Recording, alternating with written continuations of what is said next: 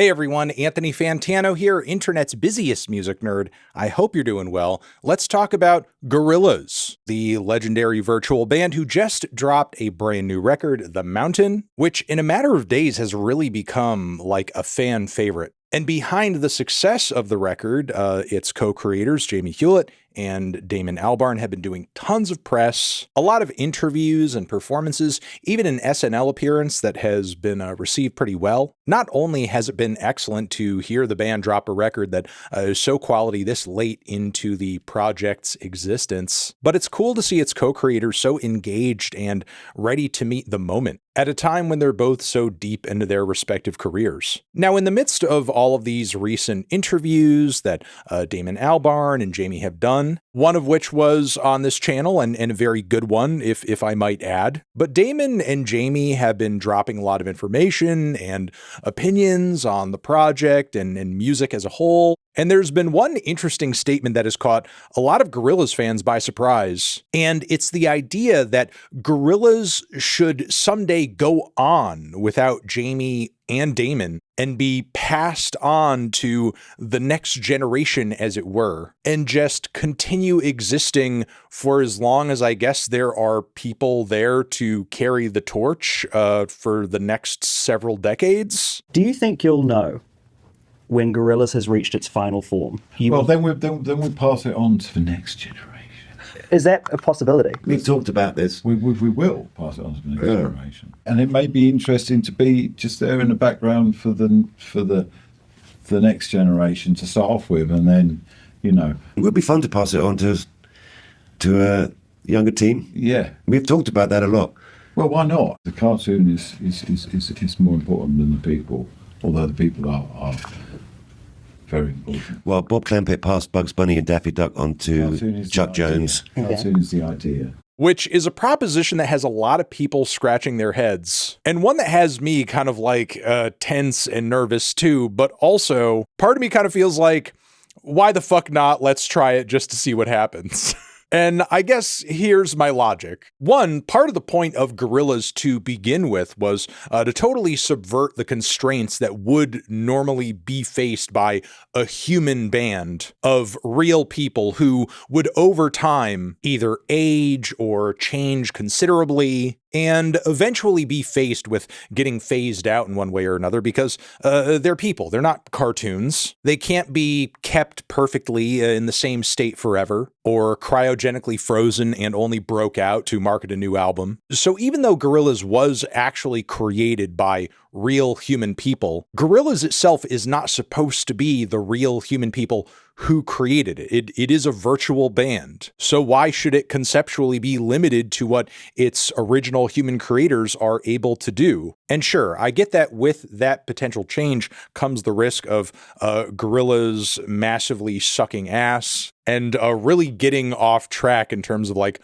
what the whole point of it or the Gorillaz aesthetic, what we believe it to be, should be. And if this is in fact Damon and Jamie's real intent for this project over the next few decades, I don't know if they've been like setting themselves up for success with the past couple of records. I mean, maybe this transition could have been made quickly and effectively when Gorillaz were just starting and there was still like a lot of mystery around the project and a lot of deep lore and all the animations were much more plentiful. But over the course of Gorillaz' existence, there has been a lot of, I don't know, I guess you could say like fourth wall breaking, as it were, in terms of like really revealing the people who are masterminding the project visually and musically. And now Gorillaz has grown to be one of the most popular things Jamie or Damon have ever done. So people have just like gotten used to them being the lead voices of the band, as it were. And look, again, if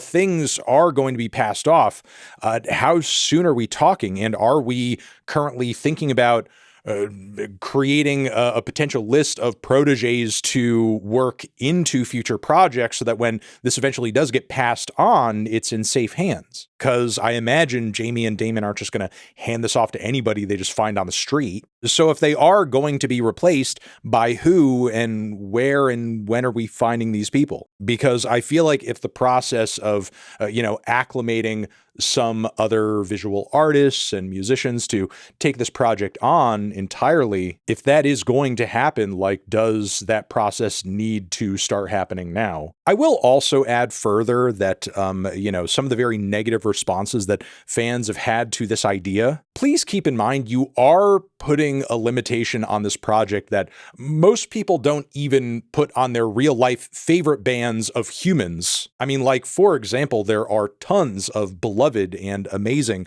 veteran metal bands out there, especially in the extreme metal world, who don't have like a single original member to their name. And when newer members are added, who usually come from a plethora of different bands that play different metal styles, often they are brought in not to bring their unique style or flavor or, history in the metal field to this new album. No, they are pretty much expected to play to the style and the aesthetics that the band they're joining is known for. In that spirit, a lot of these bands are kind of pulling off the same social experiment that I'm guessing Damon is expecting Gorillaz to, because again, a lot of these legacy acts aren't really doing much, and they're not supposed to.